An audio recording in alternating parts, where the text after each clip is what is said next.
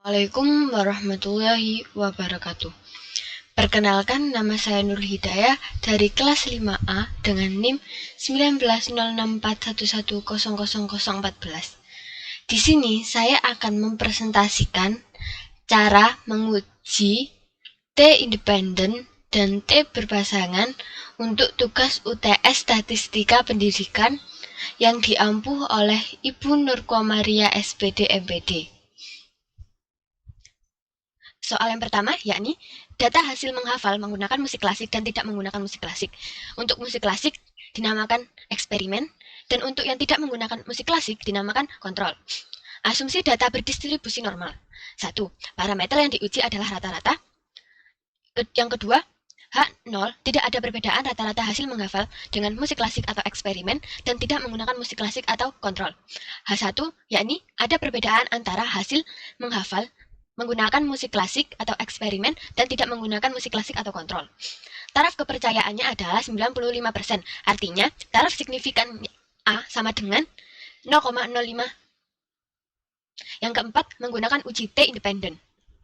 Yang kelima, sebelum menggunakan uji T independen, kita harus menggunakan uji homogenitas. Yang keenam, yakni menggunakan uji T independen. Dan kesimpulan. Yang pertama, yakni menentukan variabel pembilang dan variabel penyebut, atau variabel terbesar dan variabel terkecil. Kita tentukan variansi.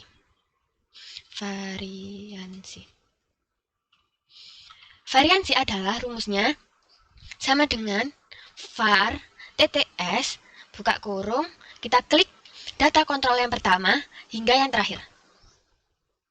Lalu tutup kurung, dan enter. Di sini sudah terlihat hasil dari variansi kontrol. Untuk yang variansi eksperimen, rumusnya sama, yakni sama dengan var TTS, buka kurung, kita klik data eksperimen nomor 1, dan kita tarik sampai ke data eksperimen terakhir. Lalu tutup kurung, enter. Di sini sudah terlihat.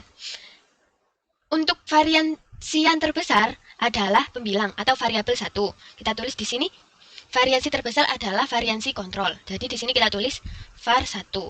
Dan variansi terkecil di sini adalah variansi eksperimen atau var 2. Setelah itu kita lakukan uji homogenitas, yakni dengan cara mengeklik data, lalu kita klik data analisis, lalu kita cari f-test to sample for variance, yang ini. Lalu kita klik OK. Untuk variabel pertama, yakni variabel dari kontrol. Kita klik label sampai data yang terakhir. Lalu yang kedua, variabel 2, eksperimen. Kita klik eksperimen hingga data yang terakhir. Jangan lupa labels karena kita menggunakan label. Lalu kita jangan lupa output range.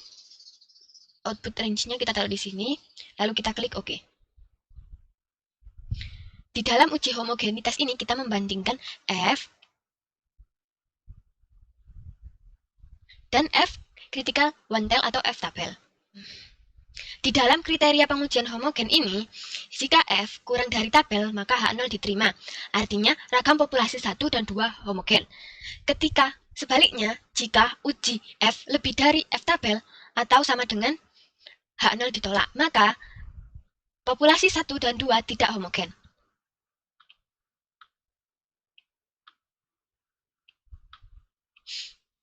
Di sini, F kurang dari F tabel. Jadi, F sama dengan 1,478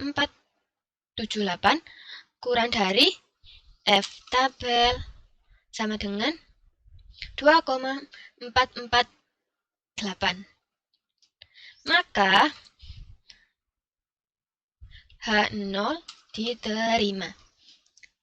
Sehingga data tersebut bersifat homogen. Dan kita juga bisa membandingkan dari p-value dan A. Kita kasih warna dulu. Di sini, p-value-nya adalah 0,023. dan taraf signifikannya adalah 0,05. Di sini juga sudah dijelaskan, jika P kurang dari A, maka H0 ditolak atau H1 diterima. Dan jika P lebih dari A, maka H0 diterima. Jadi, P sama dengan 0,23 lebih dari A sama dengan 0,05.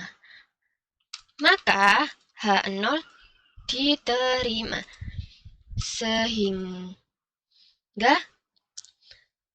data pada tabel bersifat homogen. Lalu kita lanjut ke uji T independen. Untuk cara uji T independen sama seperti uji homogenitas, yakni klik data analisis, lalu kita cari yang t-test to sample assuming equal variance. Kenapa kok di sini ada equal sama n equal? Karena kalau data bersifat homogen, maka kita menggunakan yang equal. Kalau data yang kita peroleh ini tidak homogen, maka kita menggunakan yang unequal. Sekarang kita gunakan yang equal. Kita klik OK. Jangan lupa variabel satunya variabel kontrol ya. Kita klik dan tarik ke bawah. Untuk variabel 2, eksperimen, kita tarik ke bawah. Untuk labelsnya jangan lupa. Output range-nya kita taruh di sini. Kita klik OK. Dari data ini kita bisa mencari perbandingan antara T-start dan T-critical to tail atau T-tabel. Di sini juga sudah dijelaskan, jika min T-tabel kurang dari T-hitung kurang dari T-tabel, maka H0 diterima. Dan jika T-hitung lebih dari T-tabel atau T-hitung kurang dari min T-tabel, maka tolak H0 atau H1 diterima. Di sini T-hitung adalah min 2,099 dan di sini T-tabel adalah 2,048.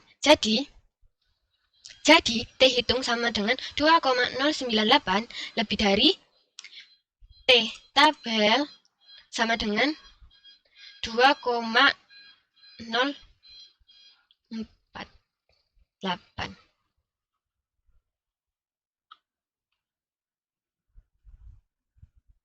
Maka H0 ditolak dan H1 diterima. Untuk yang kedua, kita bisa bandingkan dengan P, value, dan A. Di sini juga ada rumus. Jika P lebih dari A, maka H0 diterima. Dan jika P kurang dari A, maka H0 ditolak dan H1 diterima.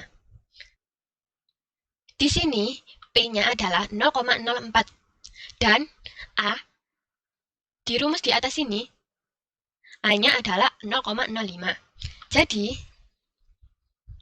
Jadi P sama dengan 0,04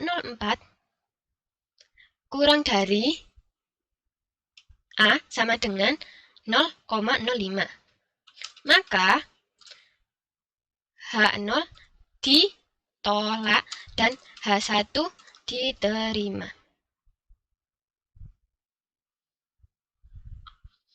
Jadi kesimpulan pada uji T independen kali ini adalah ada perbedaan rata-rata hasil menghafal menggunakan musik klasik, eksperimen, dan tidak menggunakan musik klasik atau kontrol. Dan untuk soal yang nomor 2 adalah kita mencari uji T berpasangan. Data hasil pretest dan posttest adalah data pretest dan di sini adalah data posttest.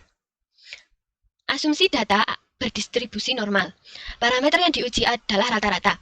Yang kedua, H0, tidak ada perubahan rata-rata kemampuan pedagogi guru sebelum dan sesudah pelatihan. H1, ada perubahan rata-rata kemampuan pedagogi guru setelah dan sebelum pelatihan.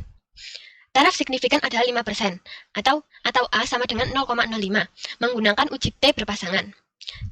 Uji statistik dan kesimpulan. Langkah yang pertama yakni, kita klik data, lalu kita klik data analisis, lalu kita cari yang t-test parent to sample for min. Kita klik OK.